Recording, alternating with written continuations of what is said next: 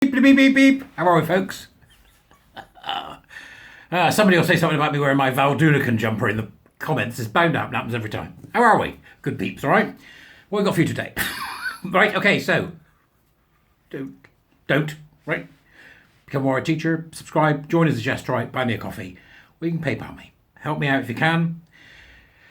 Oh gosh, it just gets harder each day to keep sanity in this mess. What's wrong with my hair? Right. Building. Let's talk about building. The importance of urban planning and development. I have a wonderful article for you from the Standard. Okay? This is Homes and Property. Property news.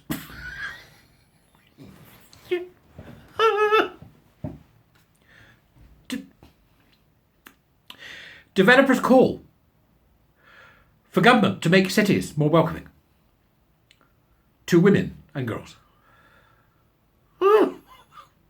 Developers are speaking out at a national planning policy meeting, included just one gender-related question.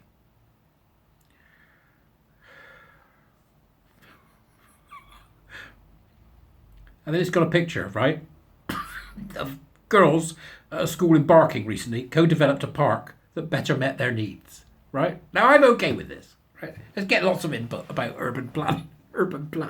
Right, let's get lots of input about urban... I know absolutely bugger... I do know a bit about urban planning. But generally, let's get lots of input about urban planning, right? We want urban planning, we want nice spaces. You don't get, depends where you live. If you live in a Tory place, you like to get nice spaces. You live in Manchester, you just get communism circa 1960 buildings. No colour, no. They're just grotesque modern monstrosities in most cases, but here we go, right? So we feel that it's important here at the Jazz Channel that we mentioned to you that he's planning property. Property industry figures have written to Michael Gove, calling upon him to urgently implement gender-inclusive urban planning systems.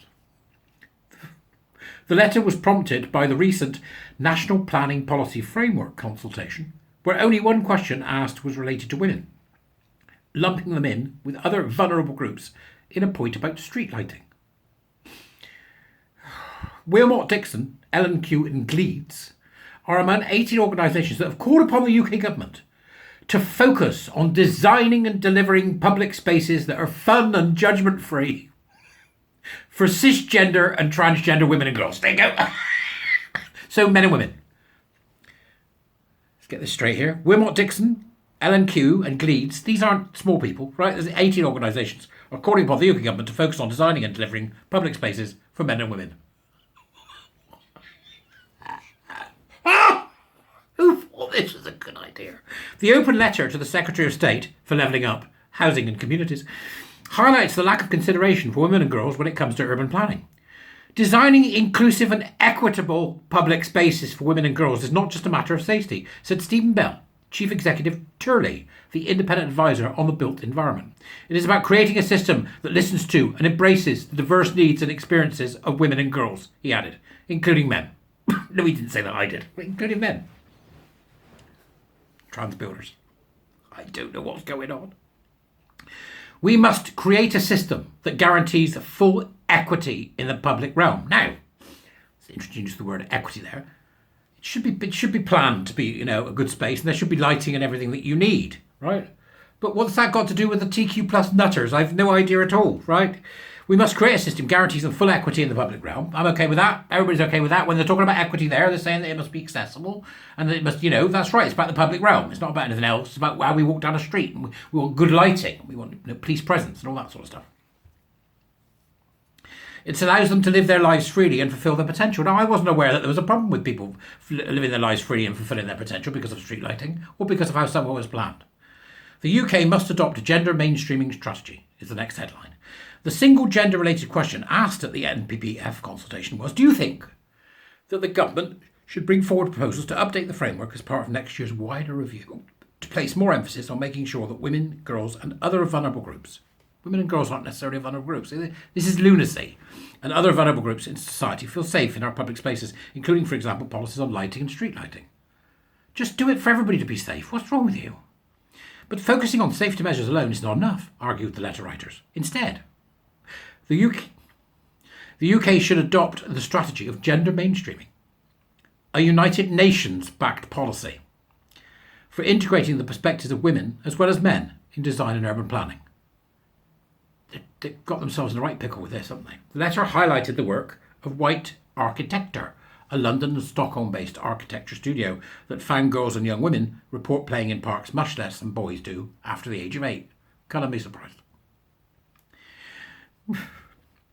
White Architecture recently worked with schoolgirls from great fields in Barking, Barking's the word, to design a better park and direct route from their school. As well as needing better lighting and places to sit without being overlooked, girls often requested facilities such as stages and swings to play on. Right? All good. Right? All to the good. Currently, investment in multi-use games areas for UK parks tend to focus on enclosed sports pitches and skate parks, which are mostly exclusively used by boys and men. Addressing critical questions around the impact of gender bias, that could be something to do with the fact they stopped playing in them after the age of 8.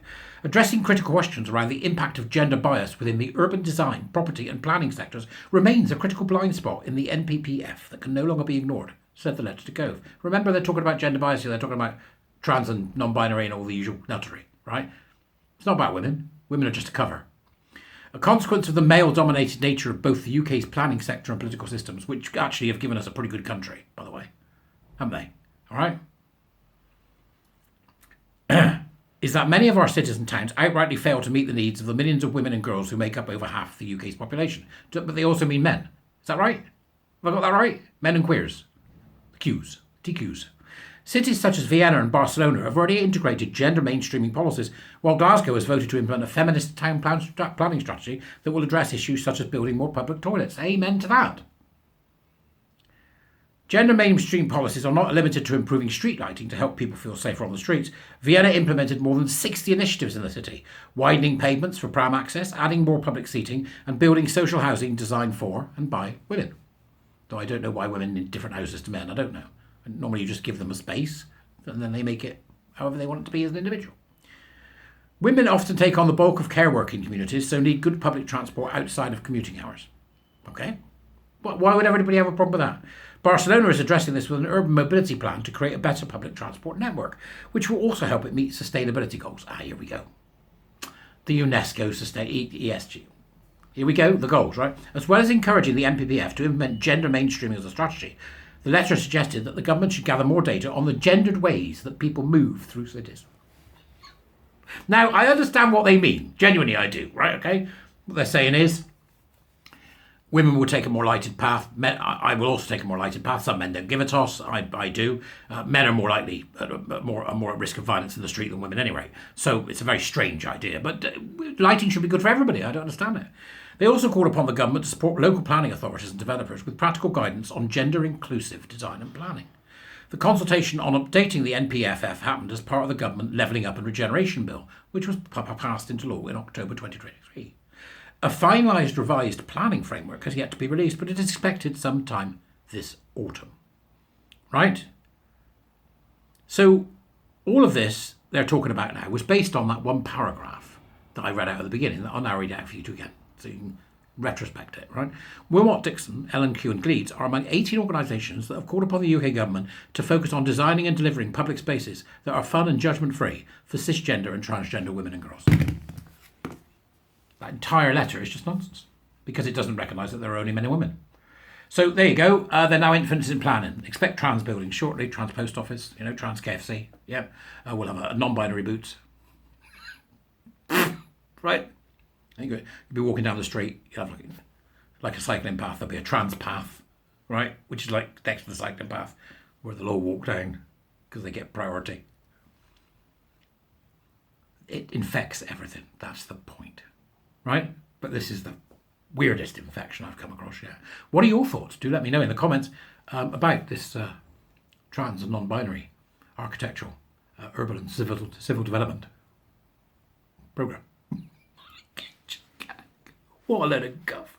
That's, what's happened is these people, build some really good urban spaces. Look at Manchester. Got terrible buildings, brilliant urban spaces in some places. Not enough grass, not enough ponds, but they're getting there, right? These people have gone, right, this is great. This is what we're going to do. We'll develop this to be good light in here. And somebody's come along and gone, have you done anything in particular for the trans and non-binary community? Oh, well, we'll stick you in that paragraph. Why don't these people just sod off, right? And they're following UNESCO goals. You've got to watch these people like a bloody hawk. Anyway, I'm off. It just really amused me, that we could have these buildings. What next?